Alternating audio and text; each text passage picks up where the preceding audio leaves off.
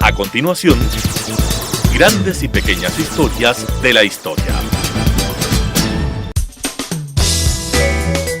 Clasificación A. Apto para todo público.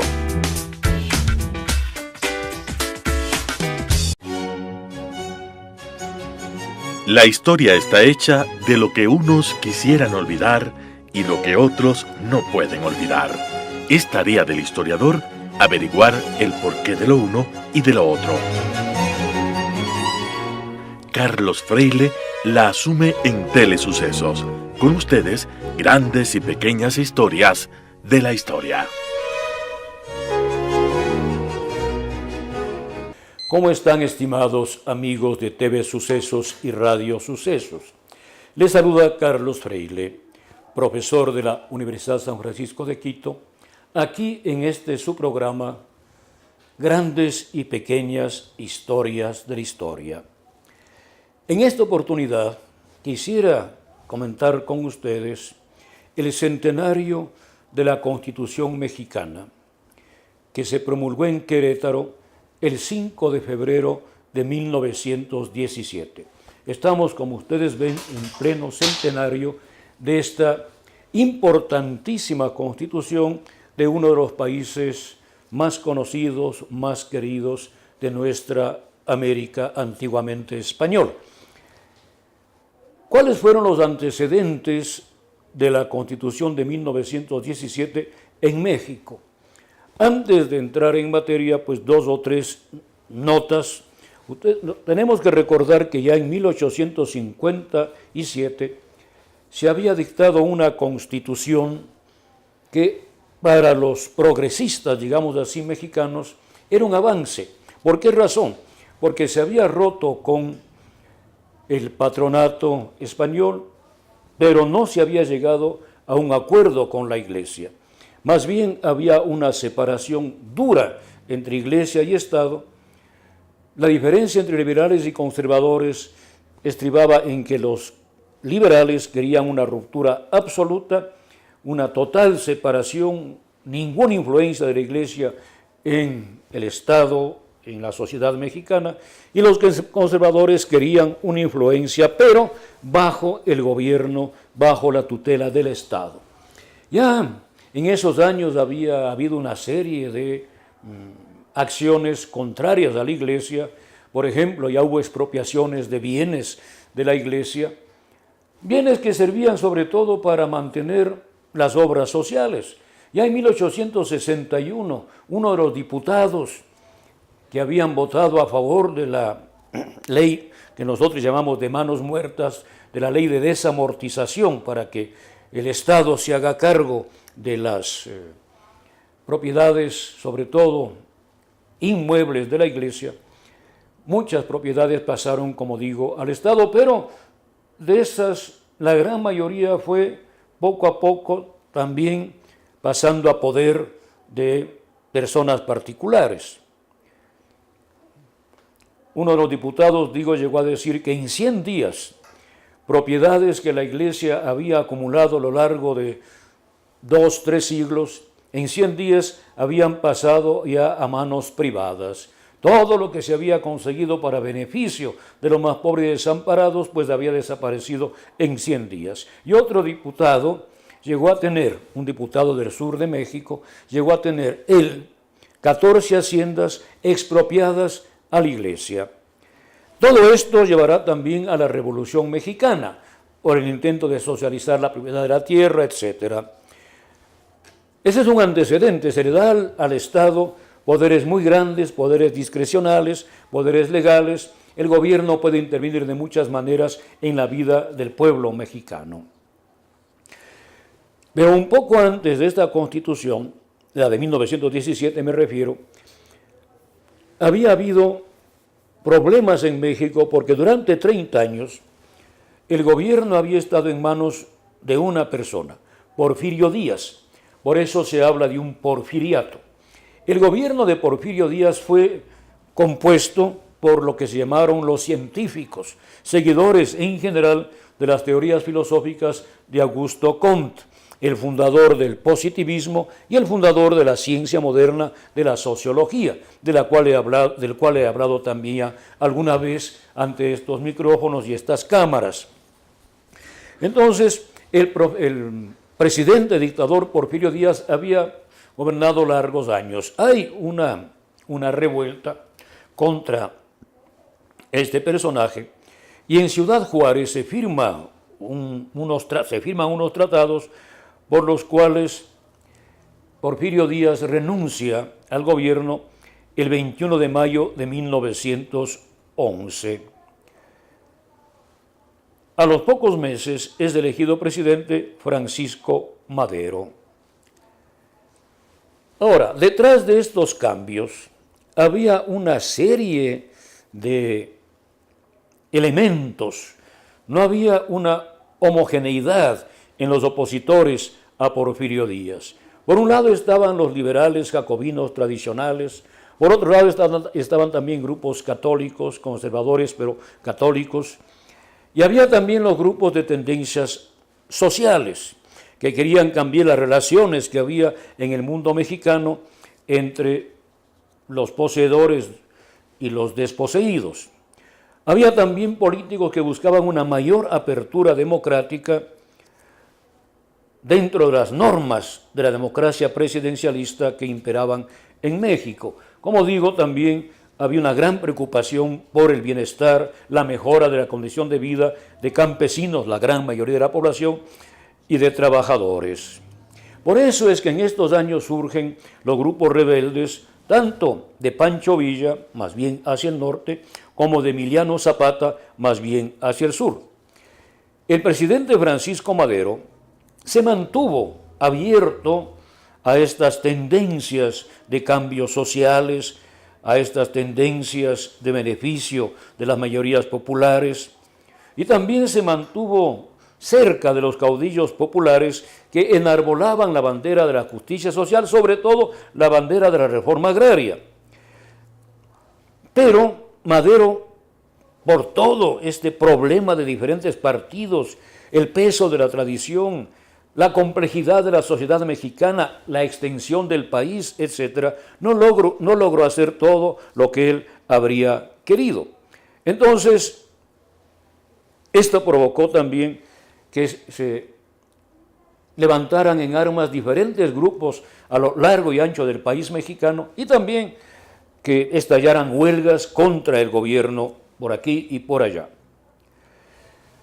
Madero pretendió reprimir estas manifestaciones de descontento, algunas llevadas adelante por caudillos políticos, militares, por caciques, otras llevadas adelante por obreros y por campesinos, pero quiso someter por medio de las armas. Hay que recordar que el ejército con el cual contaba Madero era el mismo ejército de Porfirio Díaz, de tal manera que los grandes oficiales, los altos oficiales, mejor dicho, más bien estaban en la línea de Porfirio Díaz y no tanto de Madero.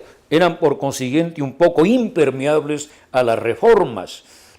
El general Huerta, Victoriano Huerta, por ejemplo, que estaba sirviendo a Madero, había sido miembro del Porfiriato. Él llegó a acumular, dicen los estudiosos, unos 2 millones de hectáreas como propiedad privada suya. Eso no solamente en el tiempo del Porfiriato, sino también en los meses siguientes, posteriores a la caída de Madero, como veremos. Madero pues tuvo que usar ese viejo ejército porfiriano y con ese ejército tuvo que luchar para mantenerse en el poder. El jefe, además de los otros generales del Porfiriato, era, como digo, Victoriano Huerta.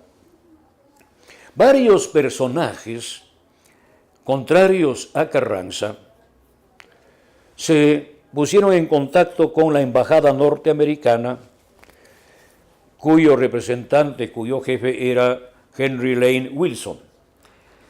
Ellos entraron en negociaciones con los norteamericanos para tumbar a Madero. Aquí no voy a hablar yo de las intervenciones norteamericanas, de las armas, etcétera, que entraron a México para favorecer a los opositores de Madero. No voy a hablar de eso. En todo caso, Madero tuvo que renunciar. Renunció el 19 de febrero de 1913. Vamos a hacer ahora la primera pausa para, en el siguiente fragmento, conversar ya sobre lo que pasó una vez caído Madero. Grandes y pequeñas historias de la historia.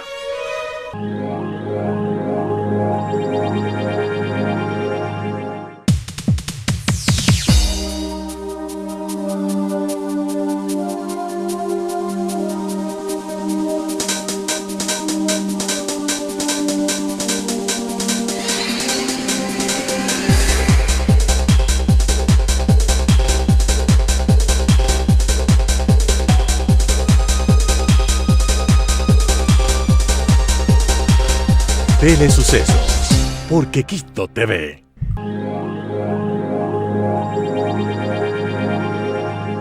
Grandes y pequeñas historias de la historia. Estimados amigos de TV Sucesos y Radio Sucesos, están ustedes con Carlos Freile en su programa Grandes y pequeñas historias de la historia.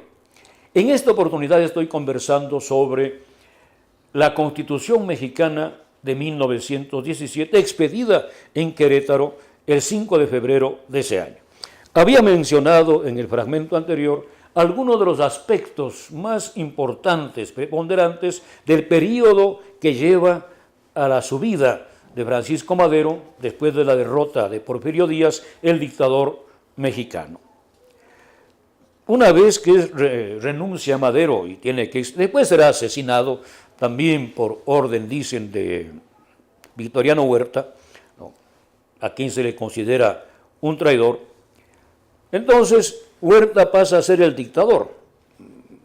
Madero es asesinado. En México todavía se le recuerda con mucho respeto, con mucho cariño en ámbitos populares, por su deseo de cambiar la estructura de la sociedad mexicana en beneficio de los más pobres y desamparados.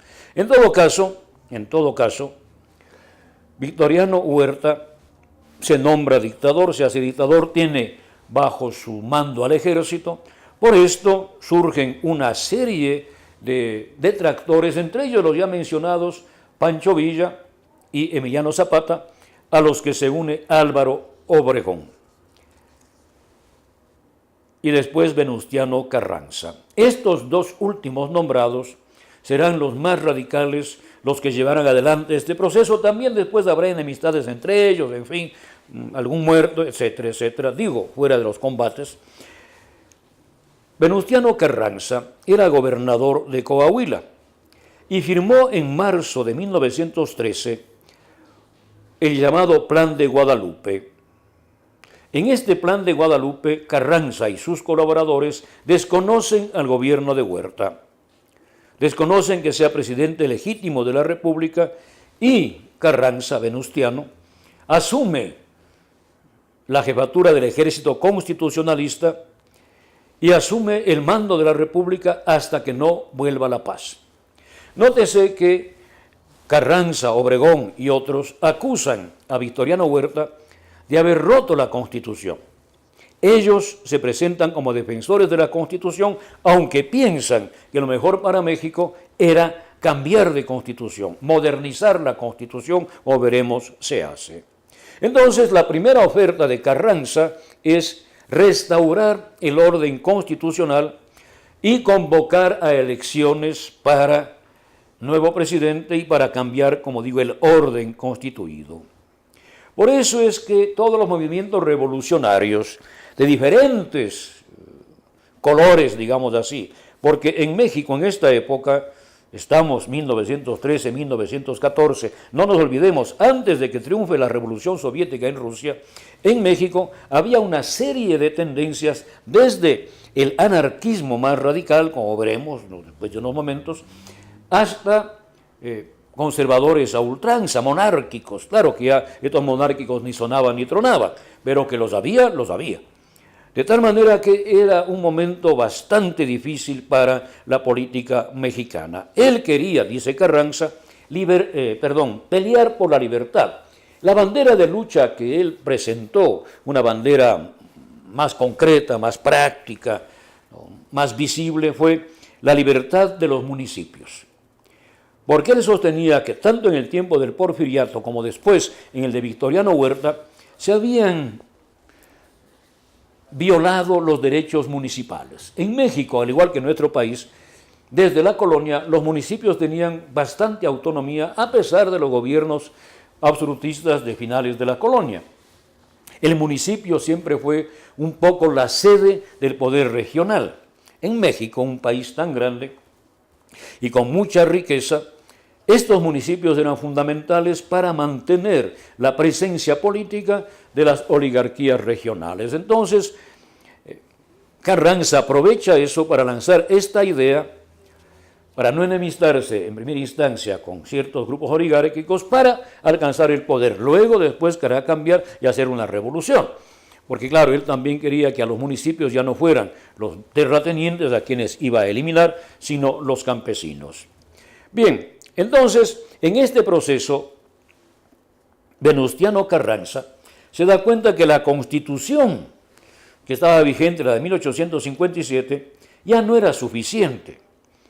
No correspondía a todos los planes, los anhelos que los mexicanos querían para el cambio urgente de la sociedad. Era necesario, indispensable, redactar y, lógicamente, promulgar una nueva Constitución. La lucha armada seguía. Los ejércitos de Obregón, de Carranza, peleaban contra el ejército federal de Victoriano Huerta, pero al final, cuando los norteamericanos deciden quitarle el apoyo a Huerta, este tiene que salir de México y renuncia a la presidencia en julio de 1914. Carranza entonces convoca a un concilio constituyente que se reúne el 1 de diciembre de 1916. A esto me olvido decirles que ya Carranza había sido elegido presidente de los Estados Unidos de México y los Estados Unidos de Norteamérica reconocieron a Carranza como presidente. Parece que el teje-maneje ya desde antes iba por ese lado. Los Estados Unidos cambiaron el apoyo de Huerta a Carranza por una serie de intereses, dicen los estudiosos mexicanos, al menos un grupo de ellos, que tenían que ver con las exportaciones de México y con la explotación de petróleo en territorio mexicano. Bien, entonces el 1 de diciembre de 1916 se forma un congreso con los simpatizantes de Carranza, porque hay que también recordar que en el decreto de convocatoria a la constituyente se dice de manera casi expresa que no podrán participar como diputados en esta constituyente aquellos que se hubieran opuesto a la revolución.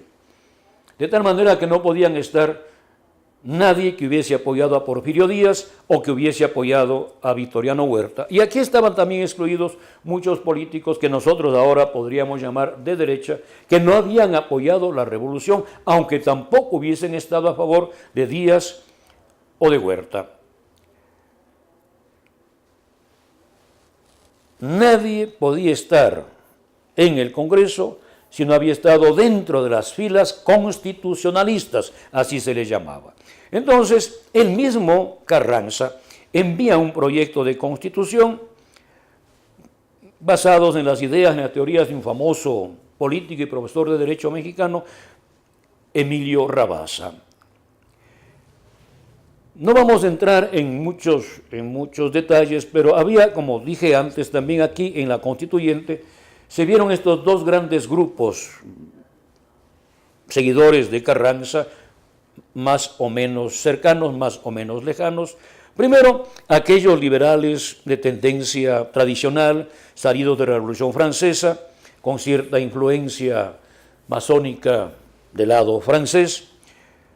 Ellos querían que se mantuviese lo que estaba en la Constitución de 1857 con algunas leyes de reforma. Y por otro lado estaban otros más radicales, también con ideas de la Revolución Francesa, pero más radicales con ideas ya vinculadas con el socialismo, etc. como dije, desde el anarcosindicalismo que habían ellos bebido en las ideas de Kropotkin, de Bakunin, etc., el positivismo de Comte, el pragmatismo de Spencer, el idealismo de Hegel, etc. Todo esto estaba mezclado en esta constituyente.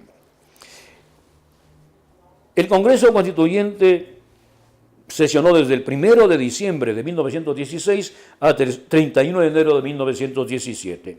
Y la Constitución fue jurada en Querétaro, como ya dije, el 5 de febrero de 1917.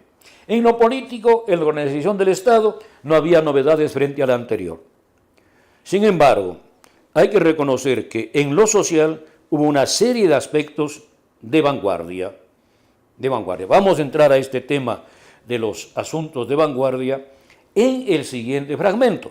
Mientras tanto, recordemos que ya tenemos en México desde el 5 de febrero de 1917 una nueva constitución que rige hasta hoy con algunos cambios.